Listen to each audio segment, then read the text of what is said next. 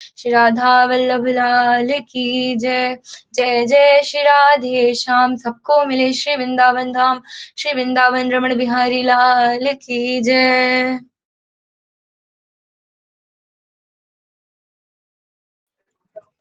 श्री राधा रमण लाल की जय। नीलाचल निवासाय नित्याय परमात्मने श्री जगन्नाथाय ते नमः। देवदेव जगन्नाथ प्रपन्नार्ति विनाशिनः रामां पुंडरीकाक्ष पतितं भवसागरे। श्री जगन्नाथ बलदेव सुभद्रा महारानी की जय। आप सभी वैष्णव भक्त वृंदों की जय। आप सभी का हृदय से स्वागत है आज के सत्र में। आइए एक बार गीत गोविंद का हम श्रवण करते हैं, पाठ करते हैं, तत्पश्चात आज के सत्र में हम प्रवेश करेंगे। श्री राधा रमण विजय।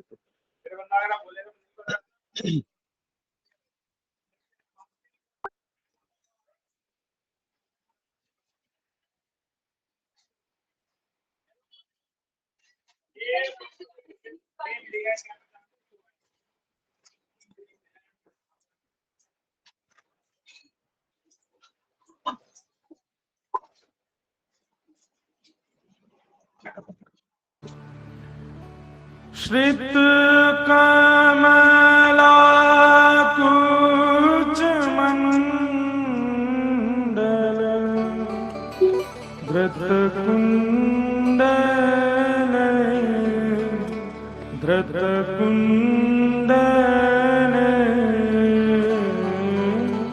कलित ललित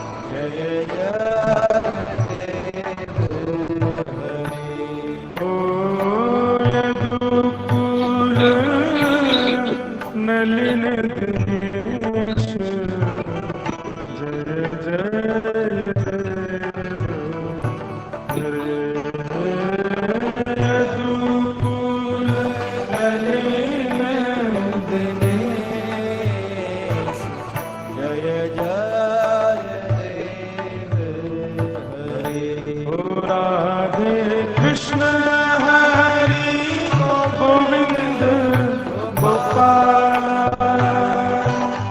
नंद जी को लाला, यशोदा दुलारा। राधे कृष्ण हरि गोविंद गोपाला, नंद जी को लाला, यशोदा दुलारा। जय जय देव हरे, ओ जय जय देव हरे, जय देव हरे, जय जय देव हरे। श्री जगन्नाथ महाप्रभु की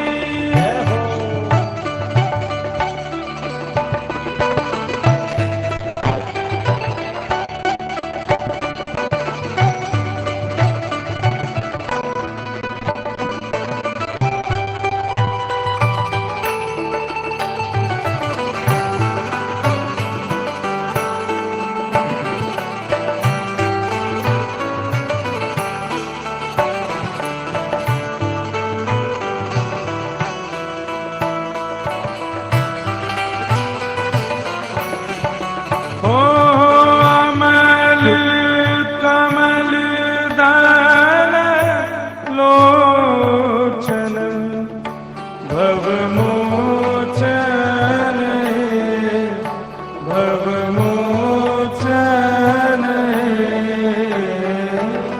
त्रिभुवन भवन निधान। जय जय देव हरे, त्रिभुवन भवन निधान। जय जय देव हरे। हाँ जनक सुता कृत दूषण, जित दूषण जित दूषण, समरस मित दश गण।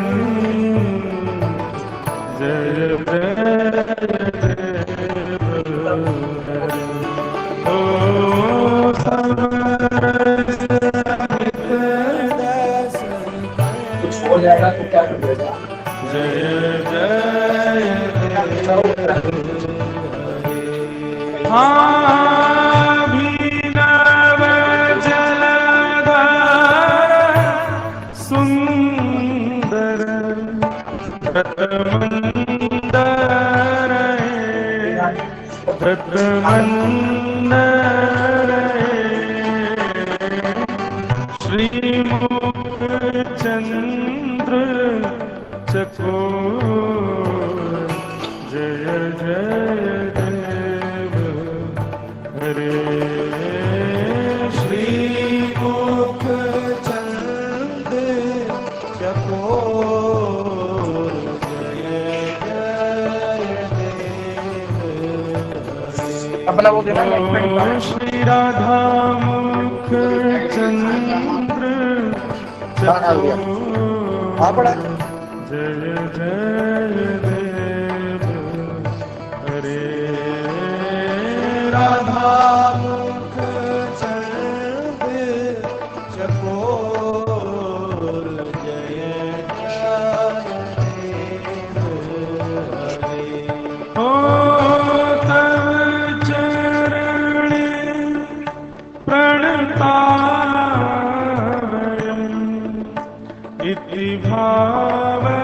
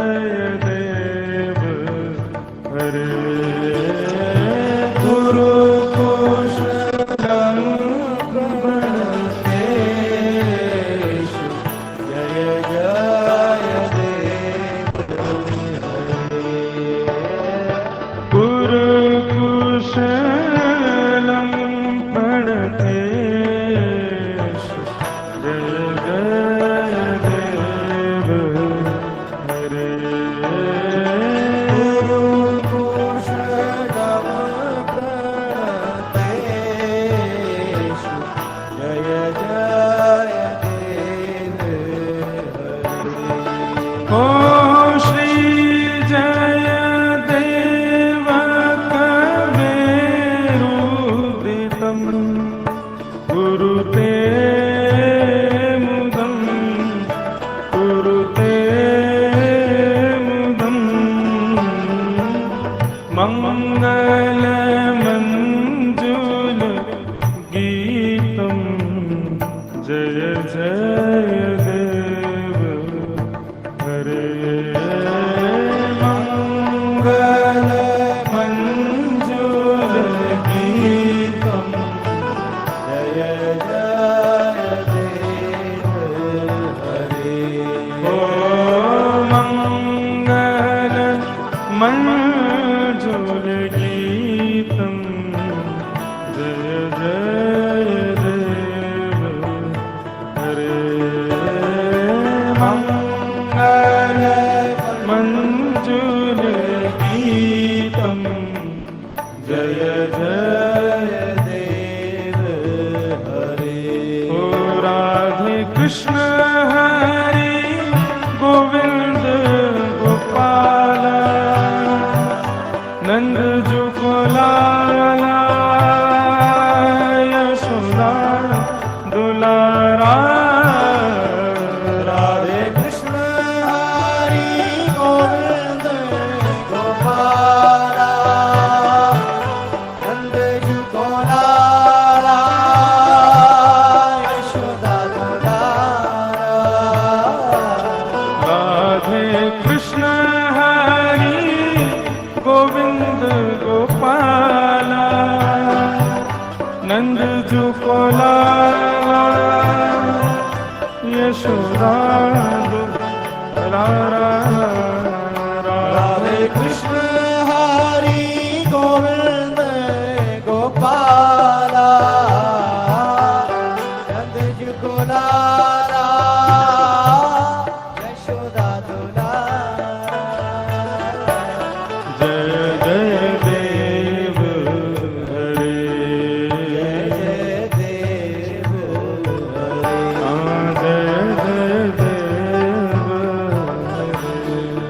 जय जय देव हरे ओ जय जय जय जय देव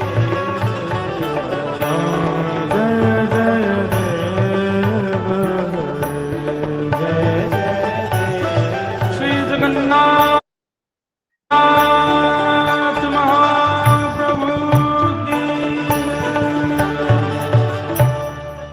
बलदेव सुभद्रा की श्री लीलाचल धाम की श्री वृंदावन बिहारी लाल की रा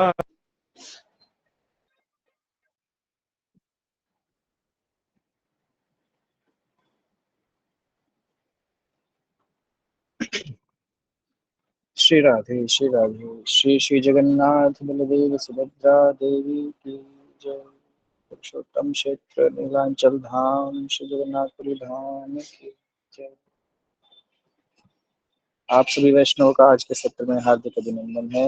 आइए पुरुषोत्तम क्षेत्र महात्म्य के ऊपर हम सत्र का श्रवण कर रहे हैं। कल के प्रसंग में हमने श्रवण किया कि किस प्रकार से विद्यापति जी जब भगवान नील माधव के दर्शन करके पुनः शबर आश्रम लौटते हैं तो उनकी क्या वार्ता होती है विश्ववसु जी से, जो शबर आश्रम के राजा हैं, अधिपति हैं। और विश्ववसु जी ने समझाया कि किस प्रकार से वो अपनी रहनी रहते हैं, किस प्रकार से उनकी दिनचर्या भगवान नील माधव की कृपा से चलती है। और उन्होंने एक भेंट स्वरूप प्रदान किया विद्यापति जी को, एक अंग वस्त्र और एक पुष्पमाला। जब वो पुनः लौट आए अवंतिका नगरी, तो अवंतिका नगरी पहुंचने के मध्य में उन्होंने परिक्रमा की है नीलाद्रि पर्वत की, जहाँ पे भगवान नील माधव दर्शन देते हैं।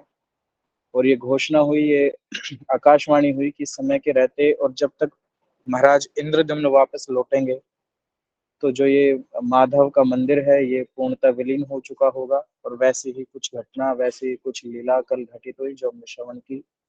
तत्पश्चात संध्याकालीन होते होते विद्यापति जी अवंतिका नगरी पहुंचे हैं। उनके स्वागत में और उनकी प्रतीक्षा में जितने भी राजा सहित मंत्रीगण हैं वो सभी आनंदित हो उठते हैं और सभी टकटकी लगा कर देखते हैं कि विद्यापति जी क्या संदेश लेके आए होंगे। वो कोटि कोटि प्रणाम होते हैं विद्यापति जी को, और प्रणाम होने के बाद विद्यापति जी राजा इंद्रद्युम्न को वो जो भेंट जो विश्ववसु जी ने उन्हें प्रदान की थी वो उन्हें प्रदान करते हैं, अर्पण करते हैं। तो वो जिसे निर्माल्य कहा जाता है। अब उस निर्माल्य को प्राप्त करने के बाद इंद्रद्युम्न महाराज को स्वयं ऐसा अनुभूति हुई जैसे भगवान नील माधव ने उनको स्पर्श कर लिया हो, क्योंकि निर्माल्य वही तत्व है, वही प्रसादी है, वही महाप्रसाद है जो भगवान से स्वयं श्री अंगीकार होके आता है। भगवान के श्री अंग से जो स्पर्श किया हुआ है वही निर्माल्य होता है। तो जब उन्होंने उस पुष्प माला को प्राप्त किया, अंग वस्त्र को प्राप्त किया, तो उनको ऐसा अनुभव में आया कि जैसे मानो भगवान नील माधव ने उन्हें स्पर्श किया हो, और उसी की उल्लास में उसी के प्रति आनंदित भाव होने के बाद उन्होंने स्तुति की, प्रणाम किया उस निर्माल्य को, और तत्पश्चात उनके क्या भाव रहे और आगे कैसे लीला घटित होती है, आइए जगन्नाथ महाप्रभु की कृपा और उनके शरण ग्रहण करके आज के सत्य को हम श्रवण करते हैं। आप सभी मुझे बस कुछ चंद क्षण दीजिएगा, मैं आगे सत्र को स्टार्ट करते हैं हम सब शेयर।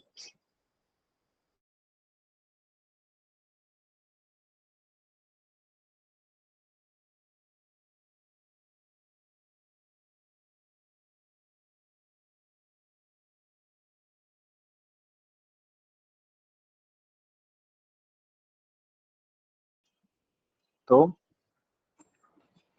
जैसे ही विद्यापति जी ने राजा इंद्रद्युम्न के गले में वो पुष्पमाला डाली, वो निर्माल्य प्राप्त जो माला थी उसको डाला, तो राजा इंद्रद्युम्न ने भगवान से प्रार्थना अर्पण की और क्या कहा कि हे प्रभु, जो समस्त लोगों की सृष्टि, सृजन, पालन पोषण और संहार की कला में निपुण है, जिन्होंने खेल खेल में ब्रह्मांडीय शरीर धारण किया है, वो कहते हैं ना कि भगवान ने ही अपने स्वरूप से ही अपने आप का विस्तार किया है, और जो अपने शरीर पर मौजूद रोम छिद्रों के बराबर ब्रह्मांडीय अंडों का भार वाहन करते हैं। भगवान के एक एक रोम छिद्र में अनंत अनंत ब्रह्मांड विचरण करते हैं। आप विजयी हो हे सर्वव्यापी आत्मा, हे प्रभु, जो आपके सामने नतमस्तक होते हैं, उनकी पीड़ा दूर करने वाले, हे प्रभु, जिनके चरण कमल की तरह ब्रह्मा, इंद्र और रुद्र के मुकुटों से भी सुशोभित है, हे प्रभु, जो हमेशा दुखी, असहाय और विपत्ति में फंसे लोगों की सहायता करने में अग्रगण्य हैं, हे निष्कपट भगवान, हे निष्कपट सहानुभूति के सागर हैं। मतलब वो कभी भी ऐसे पक्षपात नहीं करते, सब मम प्रिय सब मम उपजाए, तो सभी मेरे प्रिय हैं और सब मुझी से उपजे हैं। मेरा किसी से ना तो द्वेष है ना प्रेम है।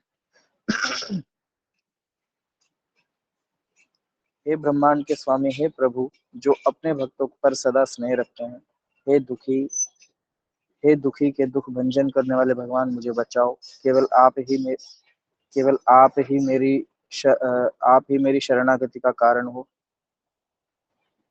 मैं बिल्कुल अयोग्य हूँ, बिल्कुल अविद्या से पूरी तरह अभिभूत हूँ। इस प्रकार स्तुति गान करने के बाद राजा इंद्रद्युम्न अपने सिंहासन पर बैठे और उन्होंने यज्ञ कर चुके और 18 विद्याओं में पारंगत ब्राह्मणों की संगति में विद्यापति जी का आदर और सम्मान किया, तथा उनके साथ कई वृद्ध सेवक भी थे जिनके नेता मंत्री थे, और वो वहां मौन बैठे थे। राजा इंद्रद्युम्न ने विद्यापति जी को सम्मान के साथ ऊंचे आसन पर बिठाया और उनसे उनकी कुशल क्षेम जानने से लेकर पूरी जानकारी मांगी कि आप कुशल हैं, आपकी यात्रा कैसी रही, कोई आपको कष्ट तो नहीं हुआ। उन्होंने अत्यंत प्रसन्नता और ध्यानपूर्वक पवित्र स्थान, पुरुषोत्तम की महानता और विशेषताओं तथा नीले नीलमणि यानी कि नीलाद्रि पर्वत और उन पर विराजमान नीलमणि से सजे भगवान विष्णु के बारे में पूछताछ की कि जब आप जिस उद्देश्य से आपको भेजा गया था उस उद्देश्य को पूर्ण किया है आपने। तो बड़ा ये मेरे अंदर जिज्ञासा है, उत्साह है कि जिन भगवान के आपने दर्शन किए, जिस स्थान की आपने खोज की, उसके बारे में मुझे आप विस्तार पूर्वक बताइए। तो राजा द्वारा अनुभव के बारे में पूछे जाने पर कि राजा जो पूछ रहा है कि आपका कैसा एक्सपीरियंस रहा, तो इस पर विद्यापति जी ने भिल्ल द्वीप में प्रवेश करने से लेकर, भिल्ल यानी कि भुवनेश्वर, जहाँ पे उन्होंने प्रथम अपना चरण रखा था, वहां पे प्रवेश करने से लेकर समुद्र में डुबकी लगाने तक की अपनी सभी गतिविधियों का विस्तृत वर्णन किया। पूरा उन्होंने डिटेल में बताया। उन्होंने उस उत्कृष्ट पवित्र स्थान के बारे में पूरी जानकारी दी, नीलाद्रि पर्वत की। उन्होंने नीले पर्वत पर चढ़ाई, नील माधव भगवान के दर्शन, रोहिणी कुंड में पवित्र स्नान, वट वृक्ष के महानता, उसका महत्व, और नृसिंह जैसे 8 लाभकारी देवता, 8 शक्तियों की स्थिति, और रथ चलाते समय देखे गए पवित्र स्थान की लंबाई, जिस समय वो जा रहे थे और पुनः वापस लौट रहे थे, तो उन्होंने उस पवित्र स्थान ये कितना क्षेत्रफल में फैला हुआ है वो हमें बताया। वो राजा इंद्रद्युम्न को बताने की चेष्टा की। उस तीर्थयात्री द्वारा पहले बताई गई उस अद्वितीय अद्भुत कहानी को सुनकर राजा इंद्रद्युम्न बहुत प्रसन्न हुए। मन ही मन प्रसन्न होकर उसने उससे एक बार फिर कहा कि विद्यापति जी भगवान से कहा कि हे परम पूज्य प्रभु, मैंने आपसे वही सुना है जो पहले ही सुना जा चुका है। अतः विद्यापति जी, अब मुझे नीलमणि से बनी विष्णु भगवान की प्रतिमा का स्वरूप बताइए कि वो कैसे दिखते हैं, उनका वास्तविक स्वरूप क्या है। तो विद्यापति जी कहते हैं कि निश्चय ही मैं तुम्हें ब्रह्मांड के स्वामी की दिव्य प्रतिमा का वर्णन करूंगा। इस प्रतिमा को साधारण मनुष्य की दृष्टि से देखने मात्र से ही मोक्ष के योग्य व्यक्ति बन जाता है। यदि भगवान उन नेत्रों को प्रदान कर दे फिर तो साक्षात दर्शन है, भगवान का सचल दर्शन है। परंतु यदि आपके वो नेत्र नहीं भी हैं, तब भी यदि आप भगवान नील माधव के दर्शन करते हैं तो बहुत सरलता से कोई भी व्यक्ति क्या हो जाता है, मोक्ष का अधिकारी बन जाता है। नीलमणि की यह प्रतिमा अत्यंत प्राचीन है। इसकी पूजा प्रतिदिन देवताओं द्वारा की जाती है, जो कि हमने कल के सत्र में श्रवण किया कि शबर आश्रम के जितने भी वासी हैं वो किस प्रकार अपना दैनिक चर्या करते हैं। उनके पास ये सामग्रियां कहाँ से आती है, तो कौन, इंद्र सहित असंख्य देवता उन्हें निर्माल्य रूप में प्रदान करके जाते हैं। तो जिनमें ब्रह्मा, रुद्र और इंद्र प्रमुख है। यह दिव्य माला जो आपने धारण की है, ये देवताओं द्वारा पूजा के दौरान मूर्ति पर अर्पण की गई थी। यह कभी मुरझाती नहीं, ना ही इसकी सुगंध कभी क्षीण होती है। कई दिन बीत जाने पर भी यह माला ऐसी ही बनी रहती है। ये माला पृथ्वी से उत्पन्न हुई। हे राजा, मैंने दिव्य भेंटों और निर्माल्य का सेवन करके अपने सभी पापों का नाश किया है। क्या आप नहीं देखते कि मुझ में अलौकिक तेज है? आप उस तेज को नहीं देख पा रहे? एक बार निगल लेने पर भी भूख, प्यास और कमजोरी तक कभी नहीं सताती। जो दिखाई नहीं देता उसे दृश्य के माध्यम से समझा जा सकता है। कि इस वाक्य का क्या तात्पर्य है कि जिसे देखा नहीं जा सकता उसे दृश्य के माध्यम से, यानी कि जो विजिबल नहीं है उसको अनुभव और लक्षणों के माध्यम से पहचाना जा सकता है। हम कहते हैं ना कि जैसे हम सदगुरुदेव भगवान के पास जाए तो हम यही तो भाव रखते हैं ना कि हे मेरे गुरुदेव, हमने निश्चित ही भगवान का दर्शन नहीं किया, परंतु हम गारंटी से कह सकते हैं कि आपने हमें अपने भगवान का दर्शन होता है। आप साक्षात कृपा मूर्ति हो, करुणा के सागर हो। जो भगवान का स्वभाव है वो हमें आपके अंदर प्रकाशित होता दिखाई दे रहा है। तो विद्यापति जी ने यही भाव कहा कि जो दृश्य में नहीं आते, यानी कि विजिबल नहीं है, जिस प्रकार भगवान हमें दिखाई नहीं दे रहे, तो वो उस भगवत प्राप्त महात्मा के चरित्र से, उनके तेज से, उनके रूप पे जो तेज होता है उसमें हमें उनकी झलक दिखाई देती है। हे राजा, वहां सांसारिक सुख और मोक्ष दोनों एक साथ विद्यमान है। बुढ़ापा, रोग, शोक और अन्य कई कष्टों का वहां कोई स्थान नहीं। जैसा कि शबर आश्रम के स्वामी ने कहा कि हमें कभी रोग, दुख और यहाँ पे 10,000 कल्पों तक यहाँ रहने का हमें वरदान प्राप्त है इसी निर्माल्य के संग से। वह स्थान है जहाँ साक्षात स्वामी प्रत्यक्ष रूप से उपस्थित है। भगवान का मुखमंडल प्रसन्न और तेजस्वी है। उनकी आंखें खिले हुए नीलकमल की पंखुड़ियों के समान है। वे उनकी शरण में आने वालों को अमरता और मोक्ष और प्रेम का प्रदान करते हैं। तो इस प्रकार से विद्यापति जी ने राजा इंद्रद्युम्न को भगवान नील माधव का दर्शन कराया, उनका कैसा स्वरूप, उनका कैसा लावण्य, उनका कैसा स्वभाव और क्या वहां पे दिव्यता छाई हुई है नीलाद्रि पर्वत पर, वो सब विद्यापति जी ने राजा इंद्रद्युम्न को श्रवण कराया। अब आते हैं स्कंद पुराण के अध्याय 10 में, जो कि श्रीमन नारद और राजा इंद्रद्युम्न के बीच में क्या वार्ता होती है उसको हम श्रवण करेंगे।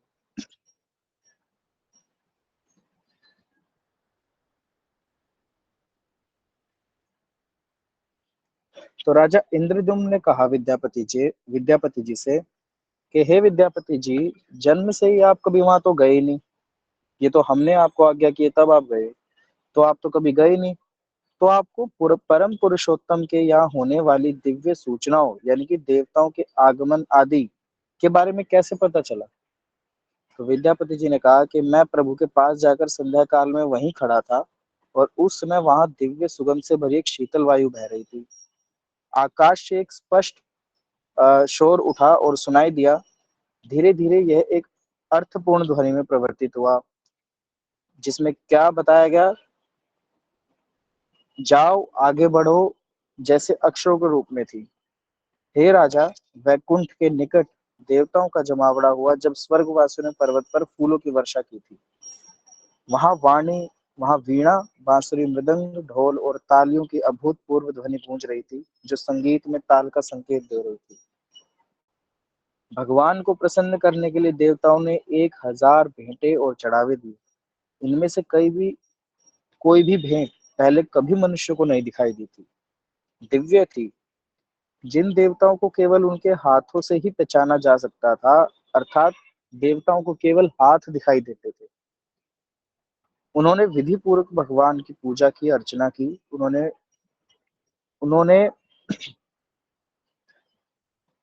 भगवान की अत्यंत जयकार लगाई, उन्होंने भगवान की जय घोष की। फिर वे देवता अपने स्थान पर वापस लौट गए। उनके चले जाने के बाद मेरे जो जहां मैं पहुंचा शबर आश्रम, तो वहां पे शबर आश्रम के एक अधिपति थे, राजा थे, जिनका नाम था शबर विश्ववसु जी। वो मेरे मित्र थे। उन्होंने मुझे दिव्य भोजन और ये माला भेंट की। यह अमूल्य है, इसका कोई मोल नहीं। अब बताओ कुलिया का क्या मोल हो सकता है, अमूल्य है, वो तो मणि के समान है। तो ये अमूल्य है, यह कभी भी क्षीण नहीं होता। यह समृद्धि, राजत्व और सुख प्रदान करने वाला है। यह दुर्भाग्य, पाप और बुरी आत्माओं को दूर करता है। यह तुम्हारे लिए उपयुक्त है, इसलिए मैं इसे लाया हूँ। विष्णु के इस उत्कृष्ट पवित्र स्थान की स्थिति सुनाइए। इस मनमोहक रूप में अद्वितीय शिल्प कौशल स्पष्ट है। इस पृथ्वी पर जन्मा कोई व्यक्ति पर्याप्त वर्णन नहीं कर सकता। यह आपके सौभाग्य और साहस के कारण ही संभव हो पाया है। मैं इसका वर्णन करता हूँ। इस पवित्र स्थल का केंद्र नीलाद्रि पर्वत है। यह चारों ओर से घने जंगलों से घिरा हुआ है। इसकी लंबाई 5 कोस। यह तीर्थराज सागर के तट पर स्थित है। यह सुनहरी रेत से अब ढक चुका है।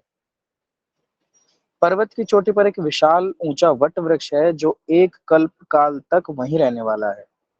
यह 3 किलोमीटर तक फैला हुआ है। इस क्षेत्रफल कितना है नीलाद्रि पर्वत का? 3 किलोमीटर। इस पर फल और फूल नहीं लगते, लेकिन यह अंकुरों से जगमगा रहा है। सूर्य की गति बदलने पर भी इसकी छाया नहीं हिलती, क्योंकि इतना घना है, इतना घिरा हुआ है बिल्कुल वृक्षों से कि सूर्य की किरण तक वहां पर नहीं पहुंच पाती। इसके वेस्ट में, पश्चिम में रोहिणी नामक के कुंड स्थित है। जल की सतह से देखने पर यह नीले पत्थरों की सीढ़ियों से सुशोभित है। इसके चारों ओर रत्न और मणि जड़े हुए हैं। यह अत्यंत मनमोहक और इसमें ऐसा जल है जो अनेक पापों को दूर करता है, और यही सभी जल स्रोतों का भी स्रोत माना जाता है। ईस्ट दिशा में पूर्वी चबूतरे के मध्य में पवित्र अंजीर के वृक्ष की शीतल छाया में भगवान नीलमणि से बने चक्र और लोहे के गदा को धारण किए विराजमान है भगवान नील माधव। उनके माथे की शोभा, उनके मस्तक की शोभा 8वीं चंद्र तिथि के अर्ध चंद्र से भी अधिक थी। ये भगवान का जो रूप है उसको वर्णन करने का एक तरीका है। उनकी आंखें मानो मुस्कुराते हुए नील कमलों की शोभा को कमतर आंकने का प्रयास कर रही हो। वे अपने चेहरे पर दिखाई देने वाले अमृतमय चंद्रमा के माध्यम से तीनों प्रकार के बढ़ते हुए कष्टों को दूर करते हैं।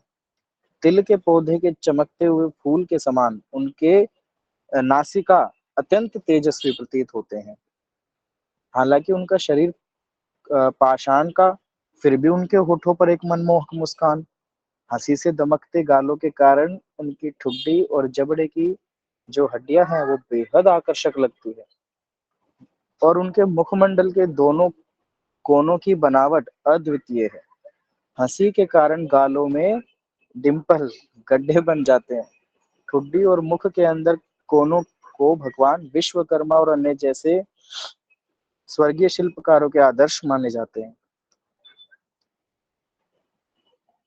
उनके दोनों कानों में मकराकृत कुंडलों के आकार की बाली है।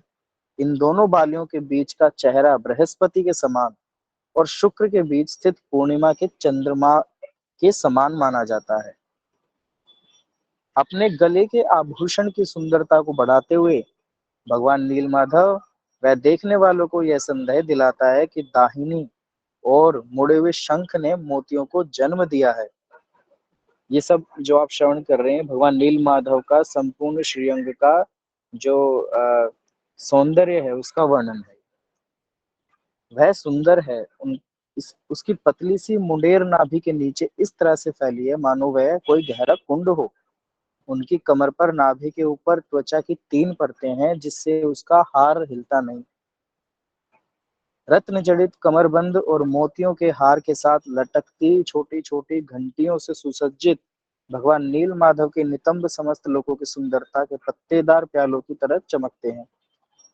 स्तंभ के समान दिखने वाली पिंडलियों की जोड़ी जो कमर तक लटकते मोतियों के हार और पीले वस्त्रों से और भी दिव्य दिखाई देती हैं, मोक्ष के शुभ पुष्पांजलि को धारण करते हैं। भगवान नील माधव के ऊपर जो पुष्प अर्पित किए जाते हैं वो क्या होते हैं, वो एक एक पुष्प जो है वो इतनी सामर्थ्य लेके भगवान के श्रीअंग से स्पर्श है कि वो मोक्ष प्रदान करने के योग्य है। भगवान के दोनों चरण सर्कुलर गोलाकार और सममित घुटनों, रत्न जड़ित पायल और पैरों के अग्रभाग यानी कि आगे के उन वहां तक फैली माला के कारण चमकते हैं।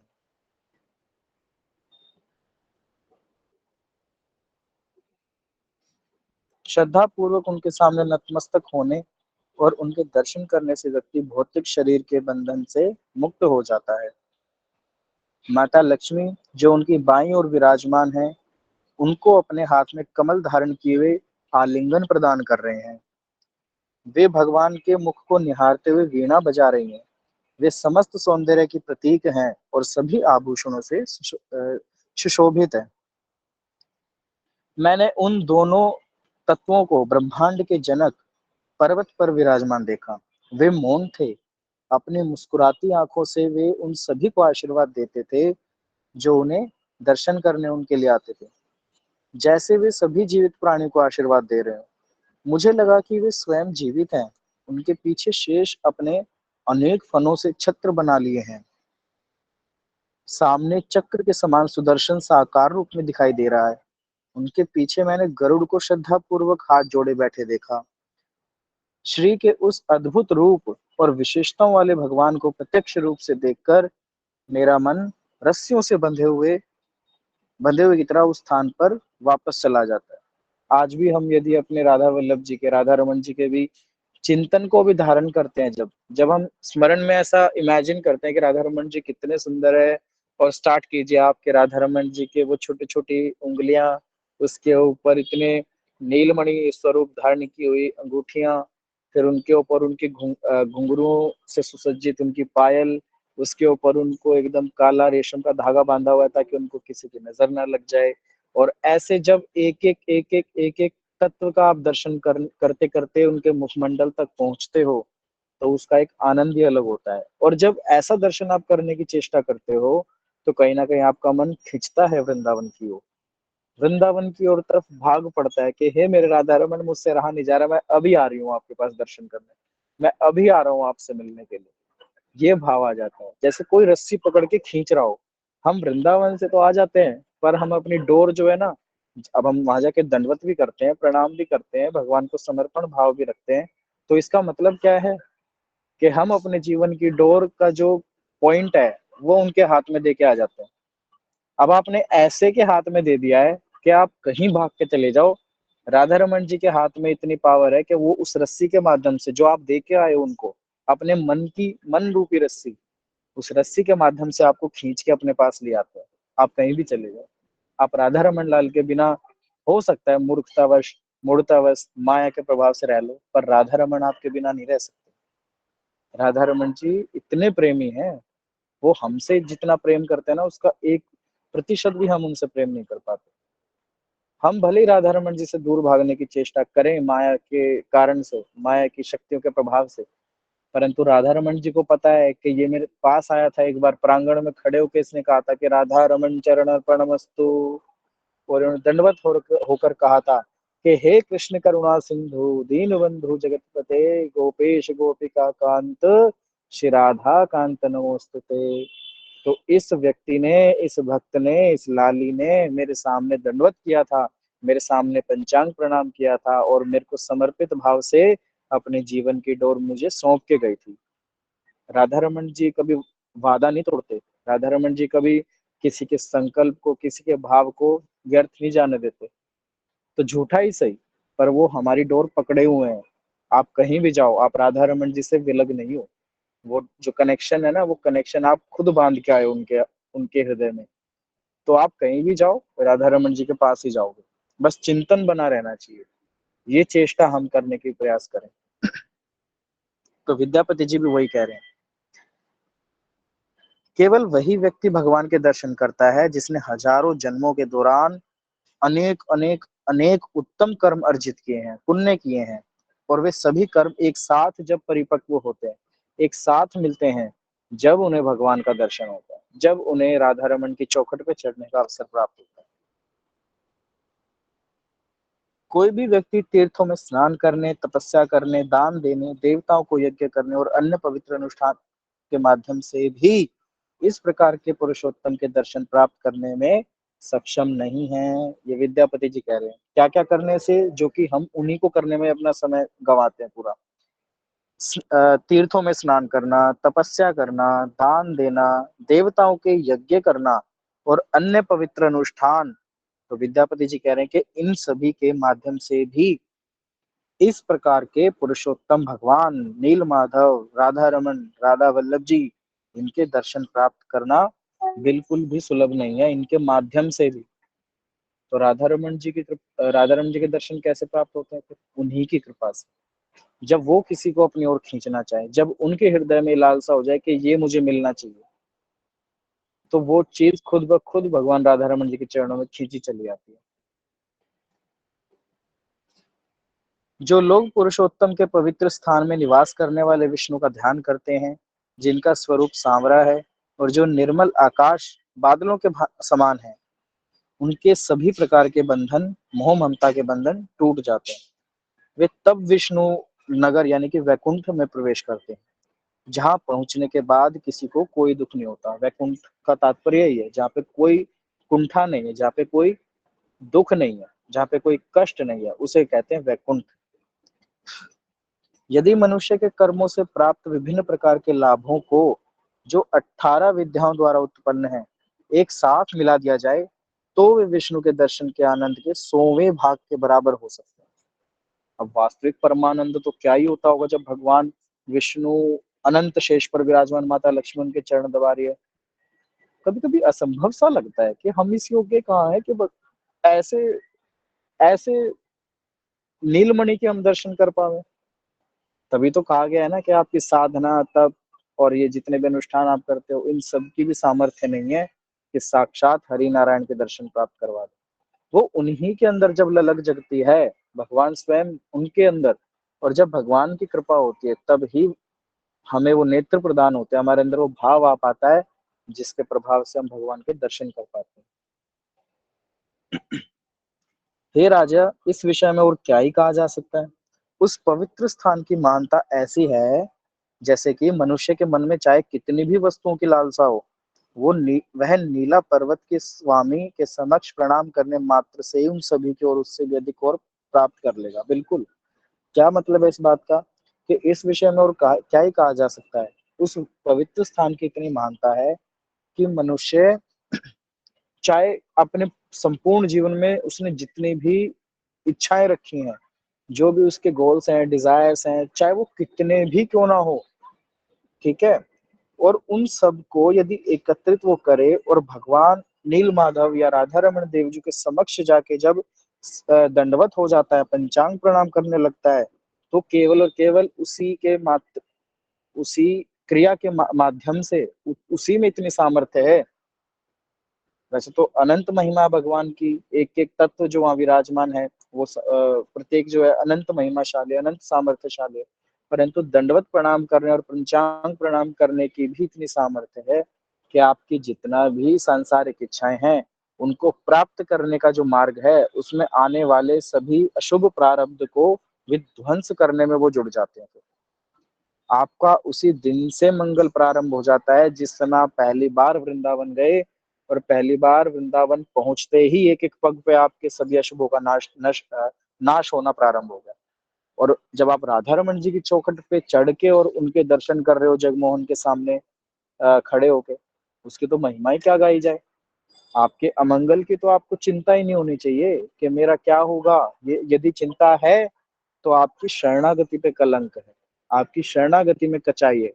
हमारे गुरुदेव भगवान कहते हैं कि यदि आपने अपने मकान की चाबी सामने वाले व्यक्ति को बेच दी, उसको सौंप दी, अब यदि आप उसको कहो कि देखो भाई इसका ध्यान रखना घर का, इसमें कभी भी जाले ना लगने पाए, इसमें कभी भी मिट्टी ना इकट्ठा हो जाए, इसमें हमेशा झाड़ू पोछा सब कुछ करना, इसके कांच ना टूट जाए, तो भैया जिसको हमने बेचे वो क्या बोलेगा कि ज्यादा ज्ञान मत दे, तू भागे यहाँ से।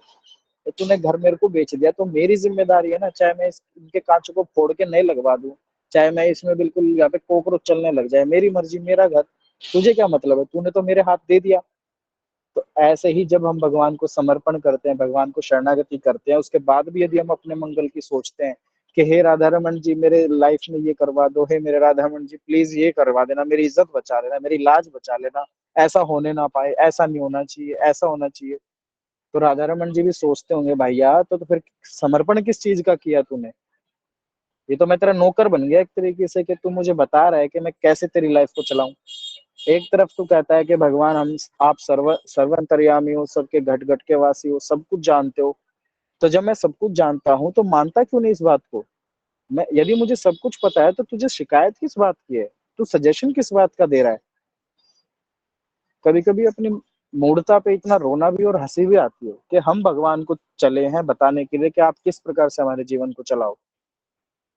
माना परिस्थिति कुछ भी हो सकती है, एक जगह पे हमें बार बार प्रयास करने में असफलता हो रही है, कुछ भी परिस्थिति है, परंतु भगवान जब परमात्मा है, पूर्ण पुरुषोत्तम है, सब कुछ सर्वंतर्यामी है, सब कुछ जानते हैं, तो हमें क्या जरूरत पड़ी है उन्हें सजेस्ट करने की कि आप ऐसा कर दो, आप ऐसा मत करो। तो लगता नहीं कि भगवान के सामने हम अपनी बुद्धिमत्ता की प्रदर्शन कर रहे हैं कि हम आपसे ज्यादा बुद्धिमान हैं। यही है, शरणागति तभी पूर्ण नहीं मानी जाती क्योंकि हम कहीं ना कहीं सूक्ष्मता के अहंकार के कारण ये भाव रखते हैं कि कहीं ना कहीं हम हैं, अभी हम जिंदा हैं। जिस दिन हम नहीं रहेंगे उस दिन राधा रमन जी रह जाएंगे केवल। तो केवल वही व्यक्ति दानदाता, यज्ञ करने वाला, सत्य का वक्ता, धर्म परायण और धार्मिक आचरण वाला है, वही सभी अच्छे गुणों और सभी जन्मों में श्रेष्ठ है। हे राजा, इस महानता के बारे में मुझे वहां उपस्थित नील माधव के उन सेवकों से पता चला है, शबर आश्रम के जनजाति, उनसे पता चला। इसी संदर्भ में आदिम सृष्टि की प्राचीन सुप्रसिद्ध कथा है जो परंपरा से चली आ रही है, मैंने सुनी है, इसके बाद ही मैं यहाँ आया हूँ। आपके कहने पर मैं वहां गया था और श्री पुरुषोत्तम भगवान के दर्शन मैंने किए। आपको सब कुछ बता दिया गया है, अब आप जैसा आज्ञा करें और जैसा करना चाहें आप पूर्ण स्वतंत्र हैं, आप कर सकते हैं। ठीक है, तो श्री राधा रमन लाल की जय, भगवान नील माधव की जय, श्री श्री जगन्नाथ बलदेव सुभद्रा महारानी की जय। भगवान की अहेत की कृपा से आज के सत्र को हम विश्राम करने की ओर बढ़ते हैं। और याद रखिएगा आज का सत्र कहाँ विश्राम हुआ, जहाँ पे विद्यापति जी ने वापस नीलाद्रि पर्वत पे भगवान नीलमाधव के दर्शन करके जो वापस लौटे हैं अवंतिका नगरी उज्जैन, तो उन्होंने राजा इंद्रदम्न को पूरा विस्तार में ये पूरा बताया कि किस प्रकार से उस स्थान का क्या महत्व है, क्या दिव्यता है उस स्थान की, और किस किस डायरेक्शन में वो सिचुएटेड है, और भगवान की महिमा कितनी बड़ी है, और उनके पूरे सौंदर्य का स्वरूप का दर्शन उन्होंने करवाया। ये विद्यापति जी ने उनको दर्शन कराने के बाद अब राजा इंद्रद्युम्न के हृदय की क्या स्थिति है, और राजा इंद्रद्युम्न आगे क्या आज्ञा करते हैं, किस प्रकार से लीला घटित होती है, ये हम कल के सत्र में संभवतः रूप गोस्वामी दास प्रभु जी की आज्ञा से उन्हीं के मुख कमल से सुनेंगे। और यदि संभव नहीं हो पाया तो जैसे शेष प्रभु जगन्नाथ की इच्छा रहे उसी प्रकार हम सत्र को आगे प्रोसीड करेंगे। आप सभी का हृदय से बहुत बहुत बहुत आभार इस तुच्छ दास के मुख से भगवान जगन्नाथ का ऐसा महिमामय पुरुषोत्तम महात्म्य श्रवण करने के लिए। हो सकता है मुझसे त्रुटियां हो रही हो सकता है मेरे समझाने में और लीला श्रवण करवाने में त्रुटियां हो, परंतु पूर्ण भाव पूर्ण प्रयास और राधा रमन जी के चरण और राधा वल्लभ जी के चरण गुरुदेव के चरण को स्मरण में रखते हुए मैं प्रयास करता हूँ कि बिल्कुल एक एक वर्ड जो है वो आपको बिल्कुल भी उसमें मनमानी ना करते हुए और जितना हो सकता है क्लियरिटी के साथ आपको मैं श्रवण करवाने का प्रयास करूं। और यदि इसके बाद भी कोई त्रुटि बन जाती है तो मैं आप सभी वैष्णवों से दंडवत होकर क्षमा की याचना करता हूँ। आइए भगवान श्री जगन्नाथ का जगन्नाथाष्टकम हम श्रवण करते हैं। और आज ये सेवा कौन करना चाहेगा? Please raise your hand.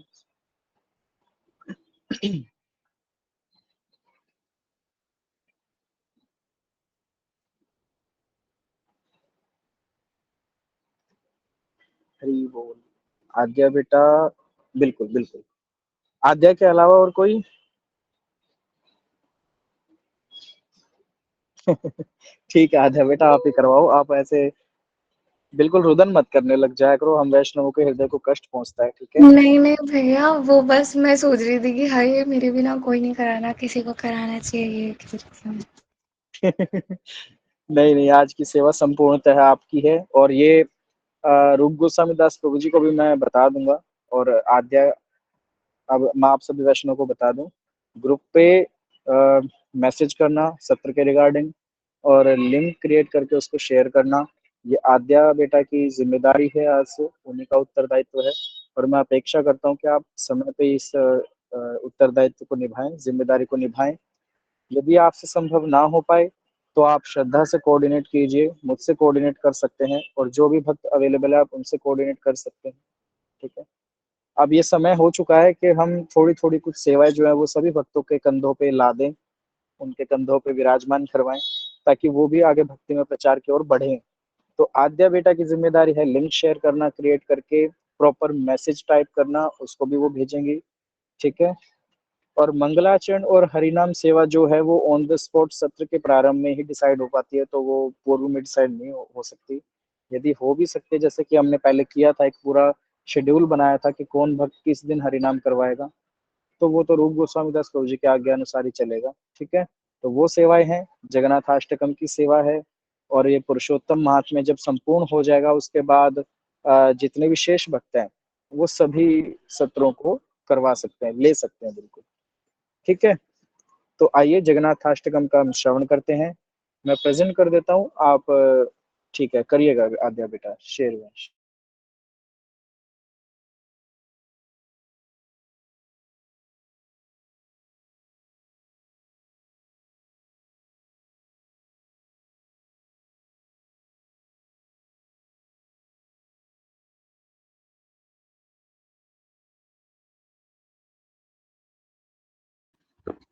Shri Jagannath महाप्रभु की जय।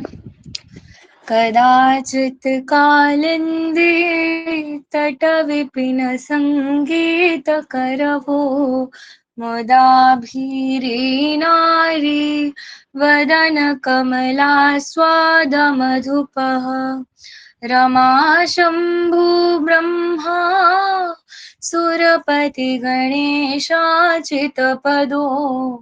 जगन्नाथ स्वामी नयन पथगामी भवतु मे भुजे स्वव्ये वेणु शिरस सखिपेच्छं तटि तटे नुकूलं नेत्रान्ते सहचर कटाक्षं विदधते सदा श्रीमद्वृन्दा वनवसति लीला परिचयो जगन्नाथ स्वामी नयन पथगामी भवतु मे महाबोधि स्थिरे कनकरुचिरे नीलशिखरे वसन्त्रासादान्त सहज बलभद्रेण बलिना सुभद्रा मध्यस्था सकलसुरसेवावसरदो जगन्नाथ स्वामी नयन पथगामी भवतु मे कृपा पारावारा सजल जलदौ श्रेणिरुचिरो रमावाणी रामो स्फुरदमलपङ्खीरणमुखः सुरेन्द्रेणाराध्यो श्रुतिगणशिखागीतचरितो जगन्नाथ स्वामी नयन पथगामी भवतु मे रथारूढो गच्छं पतिमिलितभूदेवपटलैः स्तुतिप्रादुर्भावं प्रतिपदमुपाकर्य सदया दया सिन्धुर्बन्धो सकलजगतां सिन्धुसुतया जगन्नाथ स्वामी नयन पथगामी भवतु मे परब्रह्मा पीडो कुवलयदलोत्फुल्लनयनो निवासी नीलाद्रौ निहितचरणोऽनन्तशिरसि रसानन्दिराधा सरसवपुरालिङ्गनसुखो जगन्नाथ स्वामी नयन पथगामी भवतु मे न वेयाचे राज्यं न च कनकमाणिक्यभिभवम् न याचेऽहं रम्यां सकलजनकाम्यां वरवधूं सदा काले काले प्रमथपतिनागीतचरितो जगन्नाथ स्वामी नयन पथगामी भवतु मे हरत्वं संसारं दूततरमसारं सुरपते हरत्वं पापानां विततिमपरां यादवपते अहो दीनानाथे निहितचरणो